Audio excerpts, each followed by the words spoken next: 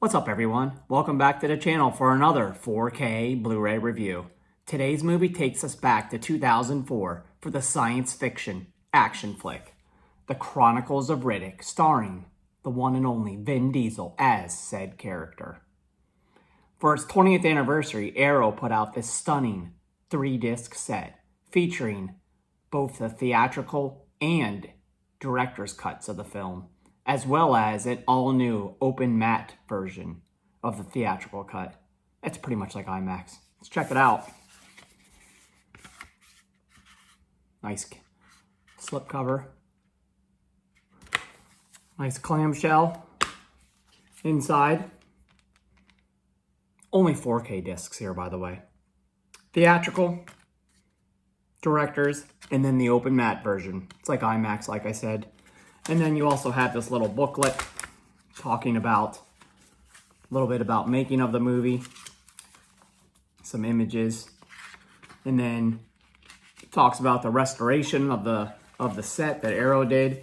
And then one thing I found interesting is it talks about the necromongers, the race of beings that the film focuses on. So this is pretty cool. It's good stuff. Arrow always puts out good 4K sets. In the year 2000, David Twohy gave us Pitch Black, a science fiction horror flick that was really good. Riddick is a sequel to that. And even though it generally received negative reviews, I've always been into this. I saw it in the theater in 2004. This movie drops the horror aspect and delivers a straight-up science fiction action movie. And it's pretty entertaining at the same time. Got a bigger story, bigger budget, and more actors. If you cut my throat, I'll not be able to rescind the offer that brought you here. Nor tell you why it's so vital that you did come. I mean, seriously, how bad could this movie really be? It had Judi Dench in it. You also had Carl Urban, Alexis Davalos, Thandie Newton, and Keith David. These movies have always been passion projects for both David Twohy and Vin Diesel. I guess a new one's in the works. It's called Furia. And there was also another movie released in 2013 simply called Riddick. As I mentioned earlier, this 3-disc set includes both the director's cut and the theatrical cuts of the movie. I watched both back to back, and I have some comments about that. Let's get into this review. 5 years have passed since the events of Pitch Black. Riddick is on the run, being chased by bounty hunters. Apparently, a holy man, played by Keith David, sent the bounty hunters after Riddick because he needs his help. The bounty hunters bring him to Helium Prime, where it is explained that the entire universe is in peril. A race of beings called the Necromongers are converting the human race into their own as they are seeking the Underverse.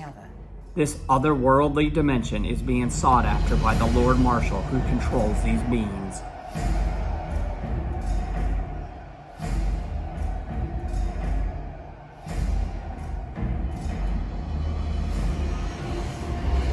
An elemental called Arion has informed Riddick that there is a prophecy that a Furian boy was to be raised as the only person that could stop the Lord Marshal's plans.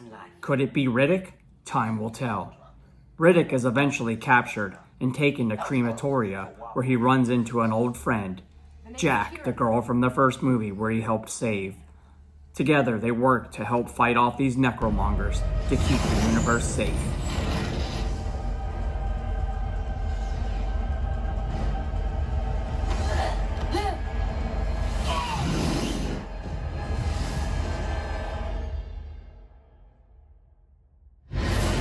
As I mentioned earlier, I watched both the theatrical and the director's cuts back to back. And while I'm traditionally more into director's cuts, I felt like the theatrical cut of this movie was a much better film. At a tight 2 hours, it moved quickly, and I seldomly was not glued to the screen. The director's cut, while it was 15 minutes longer, it just, other than offering longer scenes and some deleted scenes, I didn't really think it added much to the movie itself. It just kind of dragged on for a bit. Let's look at this one scene. I can show it to you. The odds are good. that Riddick is still alive.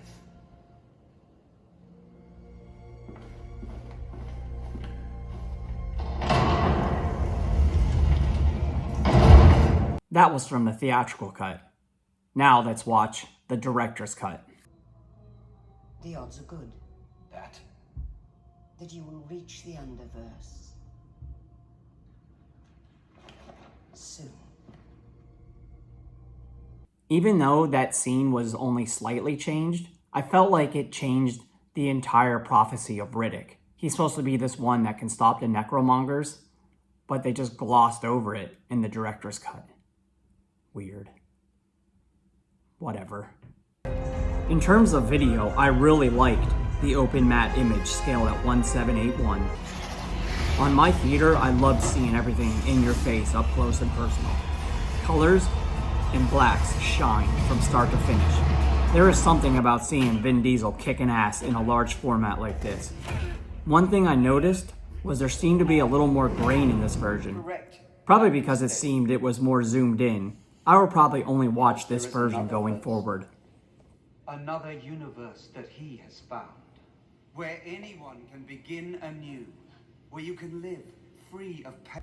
In terms of the director's cut, the 2391 image was pretty breathtaking as well. Both this and the theatrical offered Dolby Vision, and it definitely showed. I have no complaints about this image. It's gorgeous. And with multiple planets and scenes on display, this disc takes full advantage of the 4K format. In terms of the audio, you have two choices here. Watch the director's cut in DTS 5.1 HD, or watch the theatrical in Dolby Atmos. There is no question about which one to choose for me. The Atmos soundtrack is amazing. With an action-heavy film like this, the soundtrack really shows off the Atmos standard. All speakers were in full use with excellent low-frequency effects throughout. Surrounds did a great job of ambient effects and the sounds of whizzing spaceships or weapons being blasted across the screen. Atmos is the way to go. The DTS mix isn't bad, it's just not Atmos, and you can tell. In terms of special features, you need to use all three discs. On the first disc, you have a making of documentary, as well as a cast and director interviews, and a few trailers. Disc 2 is where the bulk of the special features are. You have 2 commentary tracks, several featurettes including the look and feel of the worlds of Riddick, as well as info on the necromongers, special effects, deleted scenes, a virtual guide to the world of Riddick, and some promotional interviews. On Disc 3, you have some cutscenes from the Escape from Butcher Bay video game and a television special that was aired before the movie came out. There is so much stuff to go through across all of these discs. This is an amazing set from Arrow, once again. And even though a lot of people didn't like this movie, I did. So purchasing this was a no-brainer. I love the world that David Twohy created, and I can't wait for the new movie. In terms of this set, Arrow delivered the goods. 9 out of 10. Well, that's today's review. Come back again for another 4K Blu-ray review. Make sure to like, subscribe, comment, and share, bruh.